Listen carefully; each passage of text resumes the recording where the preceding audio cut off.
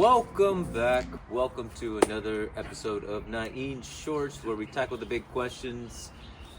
Okay, maybe not. That's a little too presumptuous. But we do talk about training and the different ideas that go involved in everything that we do in martial arts. Now, regardless of the reason why you do it, whether you do it for fun, it's a casual hobby, or you're really committed, you're a lifelong practitioner, or you're out there on the mat in the octagon or some other kind of ring, banging it out with other practitioners. Whichever your reason is, we can all agree that it takes a certain amount of skill to be able to stay within it and stay healthy enough to be able to continue performing it for a long time. And it's always the quality of training that we talk about here. How do we improve on that? How do we grow from there? And I want to bring up a topic that I'm sure many of you have heard before. Schools. Our school is the greatest, or at least that's what people believe, that your way of doing things is better than others, or just the name of your school is in such high esteem that because you're a part of it, you're also that great. But it's been my experience that it's less about the art and more about the practitioner themselves. How well do they understand what's going on, and how well they perform what they do? And it doesn't matter what the art is. If that person is really good at doing that, then yeah, they're probably going to be better than most. But does that mean that because they belong to a certain school, all of a sudden that school or that art is the reason why they're so good? I don't know. I don't think so. I mean, unless 99% of all the students from that particular school are ranked champions and are just wiping the floor with everybody, well then yeah, I can see that. But then you'd have to question, is it only within that art? What if they go outside of that art? Would they still be as successful in their victories against other schools? Or is it just within that particular martial art? There are so many things that could be discussed in reference to what really makes a good martial artist. And I don't think it is a discussion about which art is better, because that doesn't seem to make a difference, or at least not in my perspective. For me, it is always about the individual. What does the individual understand, and how well does that understanding help them perform whatever it is that they do? And I think that's where the key is that understanding. We've all heard before, what's the difference between a beginning student and an advanced student? The advanced student just knows the same stuff, but at a deeper level, has a higher understanding of what's going on and the nuances that a beginning student probably wouldn't understand. There are some people who have such a good grasp on their own body mechanics, or are just super athletic, that even at the beginning they show great performance in the most basic of things. But then they don't necessarily become the instructors later on in life. Usually it's that, say, mediocre student that just keeps on going, keeps on trying, keeps on learning, keeps on making mistakes, reaches out to other people for knowledge and understanding, that just loves the teaching aspect of it, that holds on to the curriculum and then passes it down over time. But because they have that much knowledge, does it necessarily make them a great martial artist? Can they perform these things at a high level, or are they just really good instructors? We have to question both sides. Is it the athleticism of the individual, or is it the knowledge and understanding? And is there any way that we can combine both of these aspects to make sure that more people become great martial artists? And what are the holdbacks? What holds back people from really advancing?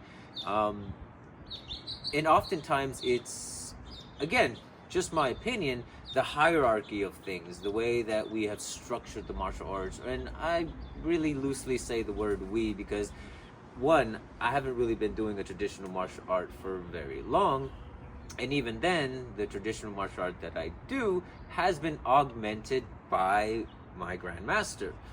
There's been things that have been changed, simplified, and added because of his experiences. And I think that's the part of the traditional martial arts that could hold some people back, is the idea that you are told to make something your own, to make it a part of you, and you realize that for your body type, for your mentality, what you were doing isn't necessarily the best, so you augment it, you change it, or you do it just slightly different where it's not recognizable anymore, and somebody higher up than you says you're doing it wrong.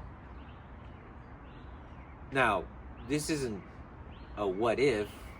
These are stories that we have heard from practitioners, from grandmasters, about their life experiences in the art, where they decide that, hey, maybe this way of doing things is a little bit more efficient for me. It makes more sense. And all of a sudden, when somebody higher up than them sees them perform it that way, the technique, the art, whatever it may be, they're chastised and told that it's wrong. And that never made sense to me. How can you make something your own but keep it the exact same way that it was taught to you? It doesn't seem to go hand in hand. And at the same time, there are some who, because of athleticism, because of mentality, whatever the case may be, whatever talent they have, can perform it exactly the way that it was taught and be effective. But I think we could all agree that we're not all the same. We all think differently and have different experiences. So, should we be allowed in martial arts, taking the art part as the focus, where art is about expression, about your own individual take on things, and sharing that take and that vision with everyone else, should we be allowed to then do our own thing? Doesn't mean to change things for the sake of changing them, but to be able to freely express our understanding of that art at whatever level we seem to be at, and then be able to, well, back it up with the reasons behind it. Because again, change for the sake of change isn't necessarily a good thing either, but it should make sense. You should be able to then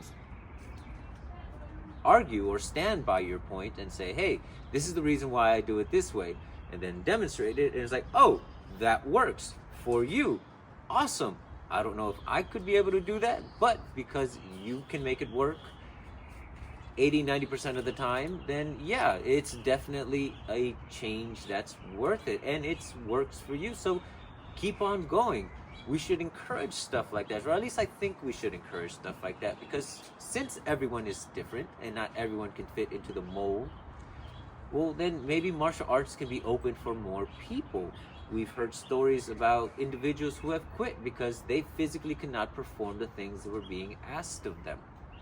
And instead of there being any changes to fit that person, they just happen to go because there was no adaptation for them to be able to perform those things. So they left that school. And then people come up with phrases like, you don't find the art finds you. And is it really that the art finds you, or is it that you finally found something that fits your body type or your mentality? Is that what really drove you to the art that you are in now and that you train in? So it's just those things that we, I think, should consider on how to become more proficient martial artists. What are the things that we truly understand? Are we understanding the art, or are we understanding ourselves? Are we doing the combination of both? Which one of those things is more important to become a great practitioner?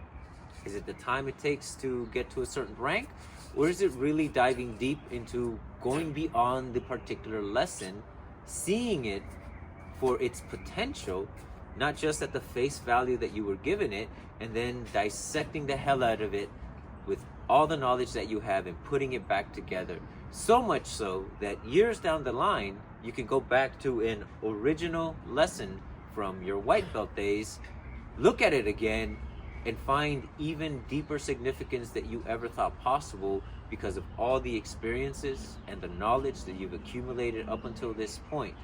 And then create a whole new lesson out of something that you got when you were a white belt that will help your next students get even further along than you could in your time, because you shared that understanding that didn't come from the art, but came from you, the individual.